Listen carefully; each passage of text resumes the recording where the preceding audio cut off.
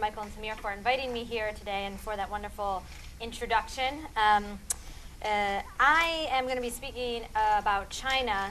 Before I do, I also want to echo the other comment made that obviously any views that I'm presenting today are my own and do not represent those of any of the organizations with which I am affiliated.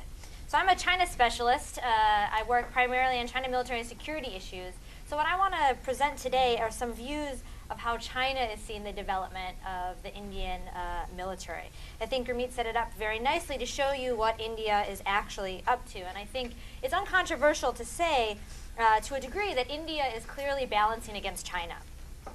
But scholars that work on China primarily also agree that China is not responding militarily to India's rise to the degree that we would expect it to, as political scientists, but also as policymakers. If you look at what the Chinese are doing and what they say, they actually are responding with surprising mildness to some of the developments, specifically along the border. The People's Liberation Army, their ground posture is relatively restrained compared to the forces assembled in other regions. Their Air Force is improving to a degree, but for the most part, they don't have any bases that are close, permanently hosted bases that are close to the border. And lastly, I would say that in the reorganization, given the fact that the Western Theater Command, which is in charge of dealing with India, primarily the border issues, the fact that this theater command is landlocked and therefore doesn't have an associated navy suggests that China is not optimizing its force structure primarily with India in mind.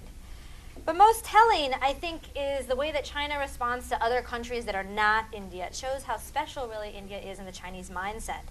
China responds to other countries that are smaller and that present a less dynamic threat to China in very severe fashions. However, when India engages in military modernization or exercises or activities, the Chinese respond very mildly. If you look at comparing the Indian defense budget with potentially the budget is not as high as some people in India would wish it is, but the budget is 10 times more than that of Vietnam and the Philippines, and 17% greater than that of Japan. The Indian Navy has 120 more active ships than Japan, 139 more than the Philippines, 146 more than Vietnam. India's Air Force has almost 10 times as many active aircraft as those of Vietnam and the Philippines, and almost twice as many of those in the Japanese self-defense forces. Now, this is only quantitative. It obviously doesn't address some of the qualitative issues. But this is just to make the point that in comparison to Vietnam and the Philippines in particular, India presents a greater military challenge to China. However, when those two countries, Vietnam or the Philippines, engage in any types of activities, however minor, or engage in procurement or development of any systems, however minor, the Chinese official response is extremely harsh. They take that as a threat to their sovereignty, and they will come out in public statements as well as having these nationalistic editorials in their newspapers about the nefarious intentions and how Vietnam and the Philippines plan on taking over Asia. However, when India engages in similar types of activities, and in some ways in a way that is even more advanced than that of these countries, the response is actually quite mild. If you look at, for example, specifically how the Indian military is portrayed in the Chinese media, articles that have been published in the People's Daily and in the Global Times show that China is paying attention to the Indian military modernization. So their lack of response isn't because of lack of attention.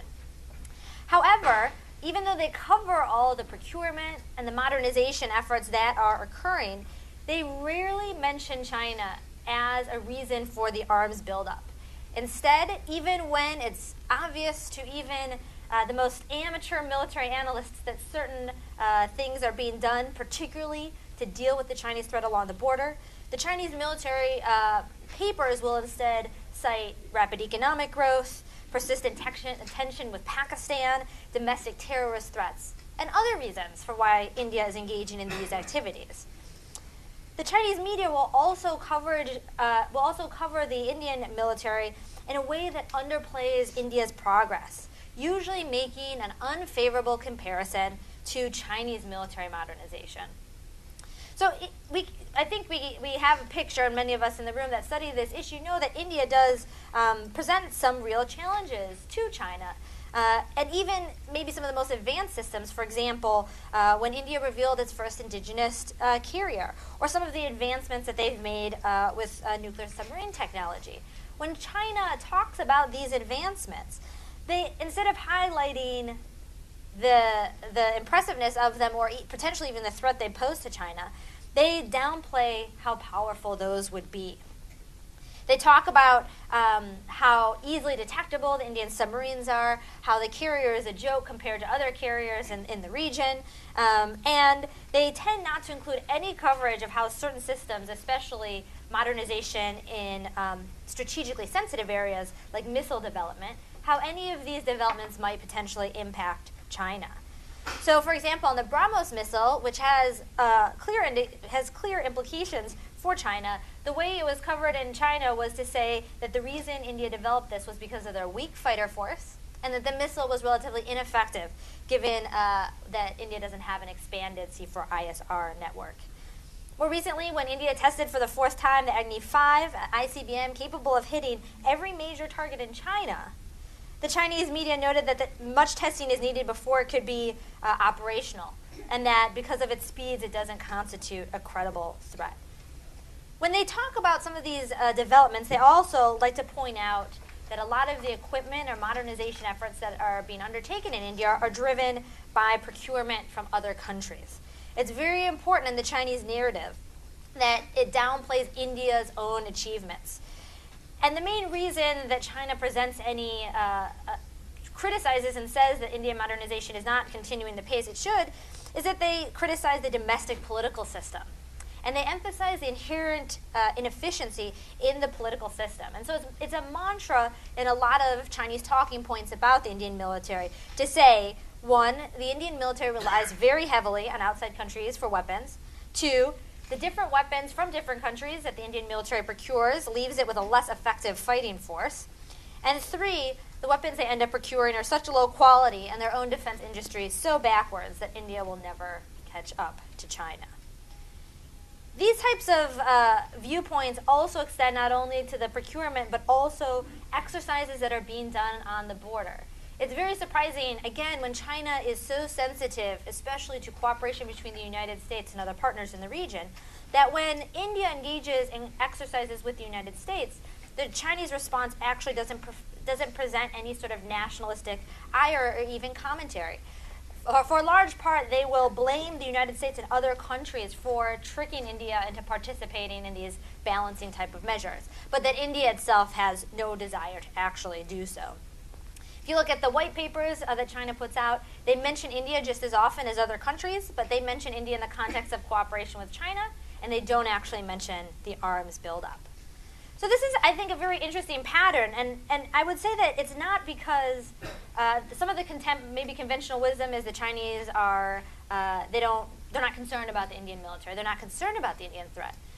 But parallel to all this discussion about how ineffective the Indian military is and how slow their modernization is another discussion about how nefarious Indian intentions are. Most of the discussion within China will make broad claims that India basically plans and hopes to take over the whole Asian region, including the Indian Ocean, where there is a budding rivalry. So these two narratives, in my mind, are kind of contradict each other, in which they will present the idea that India has these goals of greatness, but then, on the other hand, they will say India will fail to reach these lofty goals because of their inefficiencies in governance. So my main argument that I make about these patterns, and to conclude about what it means for U.S. policy, for Indian military modernization, is that I think there's something very special about China and how it feels it has to respond to India. Most recently, just this April, when the Chinese Navy and the Indian Navy cooperated to rescue a ship from Somali pirates, everyone was surprised by the fact that the Chinese reporting left out the Indian role. But this is actually very common given the patterns that I've laid out to you. I would argue that China finds it necessary to downgrade any progress that India has made, primarily because of regime legitimacy. that domestically they have an argument that the only way that they can modernize and rise the way they have is because they've maintained the domestic political system they currently have. And such progress would not be possible with the domestic political system that India has. And that's why they find it so important to highlight the fact that India is not doing well, even to, I would say underplay, underestimate, there's a bias there, but also highlight the reasons for any of the problems India has is because of the domestic political system. What this means for policy is that I think the threshold for what the Indian military would have to develop, and also the degree to which the United States and India is cooperating, the threshold at which China would actually respond is higher than most policymakers expect it to be, within the United States at least. There is this counterbalancing force, which prohibits the Chinese from admitting that there's any developments of concern in India. So I think this means there's actually more room to maneuver in India to modernize, to protect their own security interests, especially along the border. I also think this means that because China isn't responding tit for tat, that arms races between China and India are actually unlikely. And so I would argue that while the current administration's policy towards Asia is still unfolding, it's still unclear, a lot of my research suggests that the best way to encourage India and potentially cooperate with India in a hedging strategy against China, as Gurmeet mentioned in his presentation, would be to help India more from afar. Because the more the United States is a part of that narrative, the more that China can blame the United States and maybe respond to India than if it's just India. And so with that, I will